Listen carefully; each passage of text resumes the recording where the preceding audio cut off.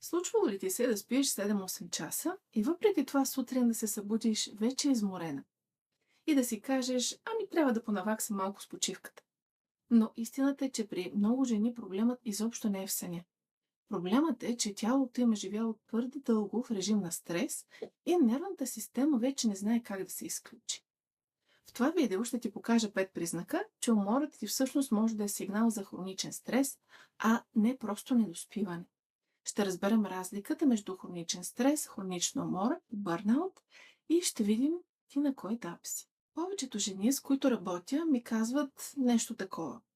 Аз сега просто съм много заета. Този период ще мине, но сега трябва да се мобилизирам и да действам.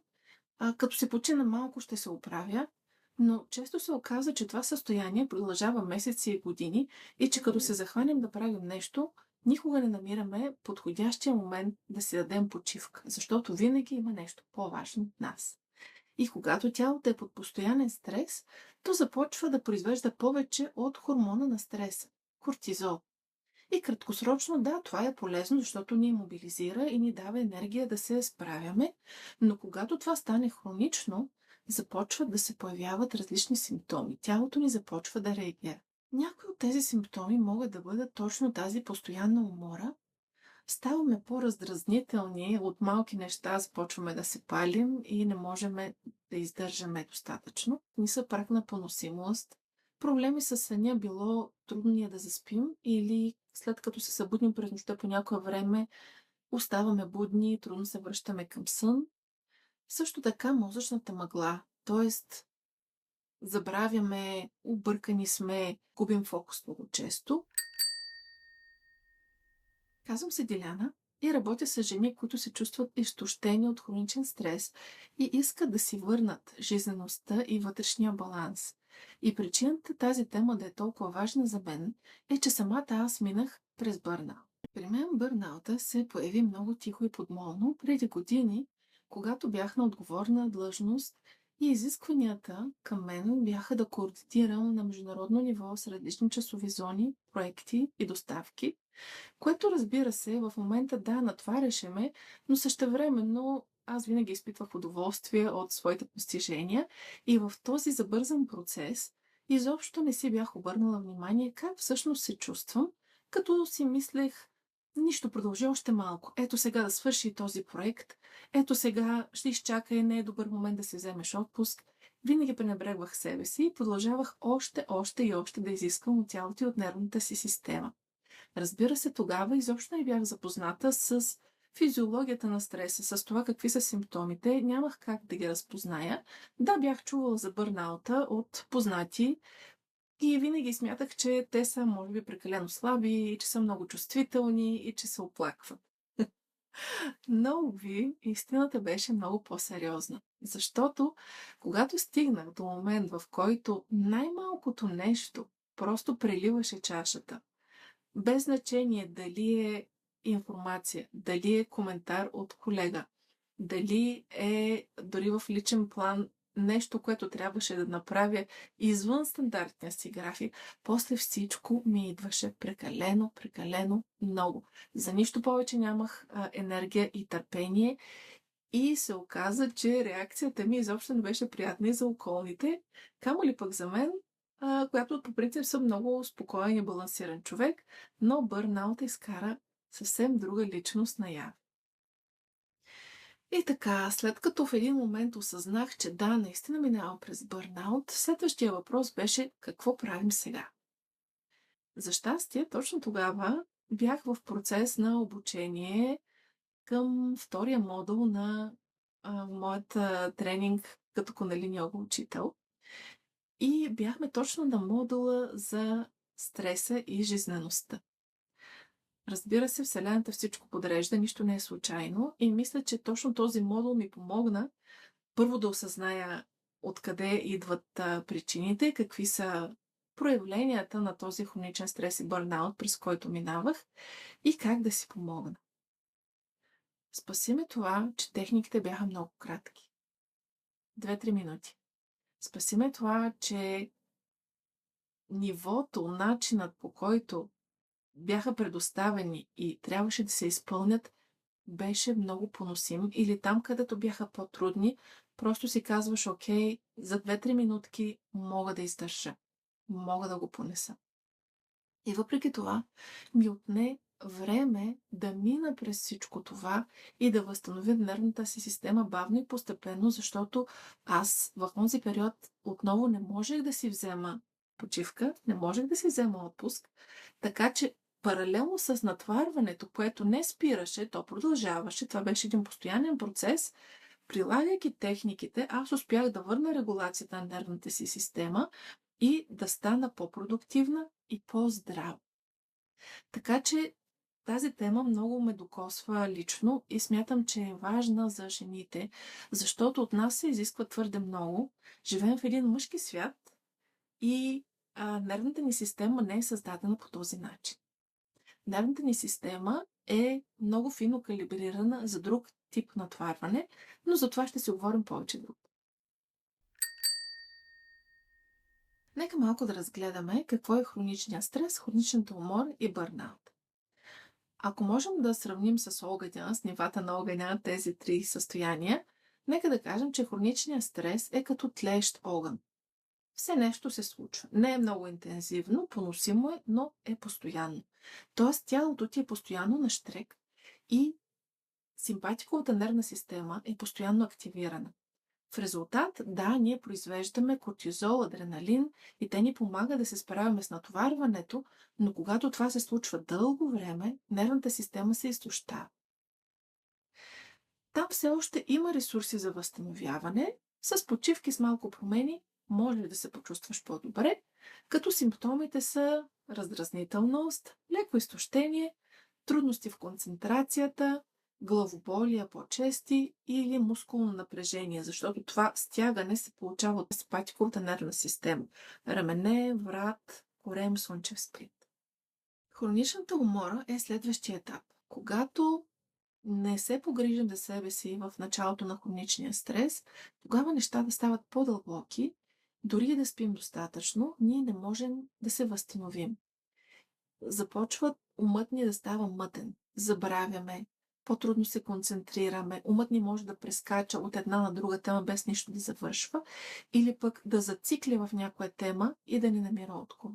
Симптомите могат да бъдат трудна мотивация за ежедневни дейности, чувство на тежест и претвареност, чувство на раздразнителност и тревожност, сякаш на фона все ние сме на щрек.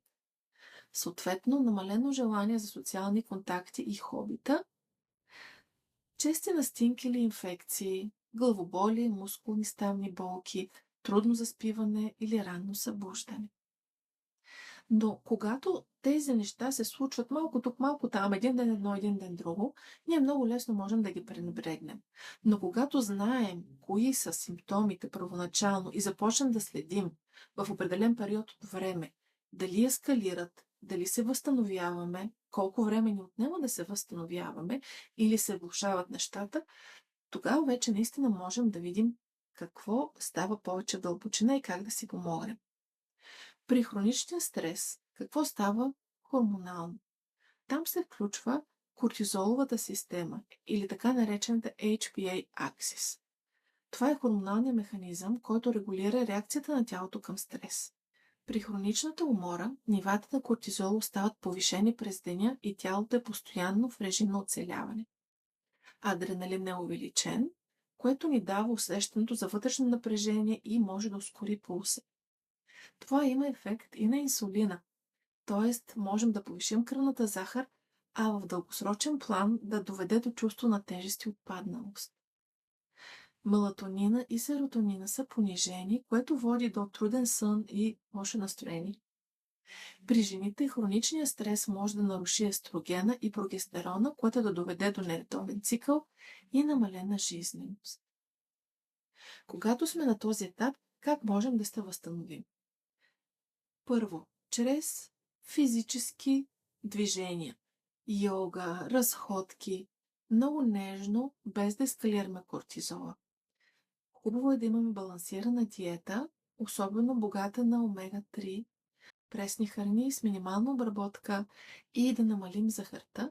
Важно е да поддържаме тялото хидратирано и да имаме постоянен сън, да се опитваме по едно и също време да си лягаме и да се събуждаме и за предпочитане без алармата на телефона. Помагат също медитация и дишане, дори 5-10 минутки дневно за регулирането на нервната система, и осъзнаването на стресовите фактори е много важна част от процеса. Тоест, може да имате някакъв дневник или вечер да си правите малка рефлексия, а умението да казваш не започва да става ключово. И най-интензивната фаза е бърнаут. Бърнаута е като огъня, който вече е изпух. Пълно изтощение, липса на мотивация, нищо не ни се прави, нищо не ни интересува. Интересът към живота вече е минимален. Това е крайната фаза на хроничен стрес и умора. Като симптомите вече са по-тежки. Умората е постоянна, но в по-голямо ниво. Вече се появява тази апатия, социално отдръпване, не искам да комуникирам с хора, няма смисъл, не виждам защо да се натоварвам, не мога да търпя, да слушам други хора повече, и здравословните проблеми започват да стават по-ярки. И там вече възстановяването изисква системна подкрепа. Промяна на навици в дълбочина, грижа за хормоналния баланс и коучинг. Много, много важно и не е за подценяване да има човек до себе си, някой, който е минал през това и може да му помогне да излезе и да разбере как се чувства. И така, нека видим 5 признака, че умората ти е нещо по-сериозно от просто умор. Първият признак. Сутрин се будиш уморена. Това е различно от обикновената сънливост, от това просто да ми се спи и след малко ще свежда. Не, нямаш енергия, тялото ти е тежко и мислите ти се бавни, всичко се влачи. Когато нервната система е под постоянен стрес, тялото често не влиза в дълбок възстановяващ сън, дори ако спиш достатъчно часове. Вторият много често срещан симптом е така наречената мозъчна мъгла и липса на концентрация. Това може да се прояви като забравяш дребни неща. Четеш нещо и след това не помниш какво си прочела. Някой ти казва нещо и след това имаш чувството, че изобщо не сте говорили по тази тема. Имаш някакъв ангажимент, който не си нанесла в календара си, и в един момент телефона звъни и те питат: къде си? Има уговорка. Да. Липсата на концентрация също може да се прояви като неспособността да запомним това, което четем, или когато някой ни говори, да не можем да влезем в дълбочина на разговора. Просто усещаме как от тук влиза, от тук излиза и нищо не остава вътре. Третият признак е раздразнителност и нисък праг на търпение. Това е на емоционално ниво и виждаш как неща, които преди не са те притеснявали или дори да си ги забелязвала, си казва: няма нищо, той си е такъв, тя си е такава. Но сега вече започва да те изнервят и повече нямаш праг на поносимост. И това е много типично, когато тялото е дълго време в режим борба или бягство. Четвъртия признак е когато сънят ти е повърхностен.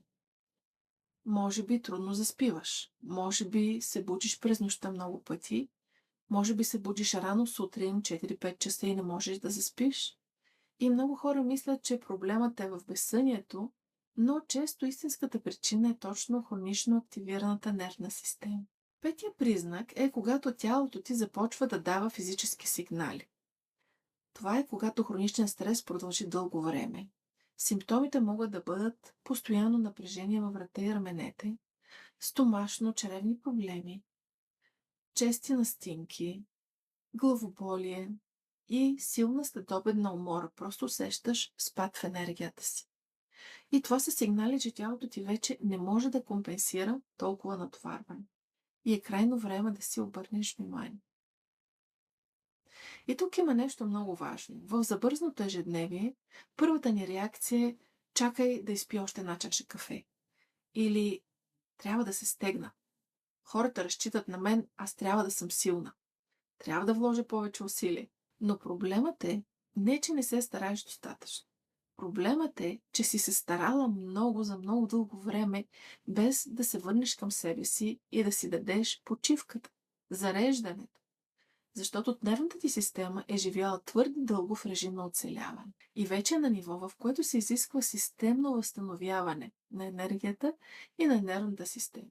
В работата си с жени забелязвам, че най-големият виновник за нашето състояние всъщност се оказват собствените ни схеми на поведение. Как сме възпитани, какво ще кажат хората и не на последно място, усещането ни за ниска личностна стойност и необходимостта от външна валидация. Ще ме приемат ли и ще ме оценяват ли, ако не направя това, ако не съм достатъчно добра в езика си, ако си позволя да си почина, няма ли да изглеждам слаба? Затова създадох програмата от претварване към жизненост, която представлява 11-седмичен енергиен рестарт за жени с хроничен стрес и емоционална умора. Тя започва на 22 април и някои от нещата, с които работим в нея, са точно разглеждане на личните граници, умението да казваш не, да се срещнеш със своята вътрешна критичка и да възстановиш връзката с тялото си, за да чуваш неговите сигнали по-ясно и навременно. И понеже изгледа това видео до край, реших да ти подаря 20-минутна среща с мен. На този разговор ще видим какво се случва при теб, дали става въпрос за хроничен стрес и дали тази програма е правилната стъпка за теб в този момент от време или не. Линкът е в описанието на видеото. И ако това видео ти помогна да разпознаеш нещо в себе си, напиши ми в коментар. Кой от тези симптоми усещаш най-силно в момента? Ще ми бъде интересно да прочита. И ако темата за възстановяване от хроничен стрес е важна за теб, абонирай се за канала, защото в следващите видеа ще говорим за това, защо силните жени най-често стигат до бърнаут, как стресът изтощава енергията ни и как можем постепенно да си върнем жизнеността.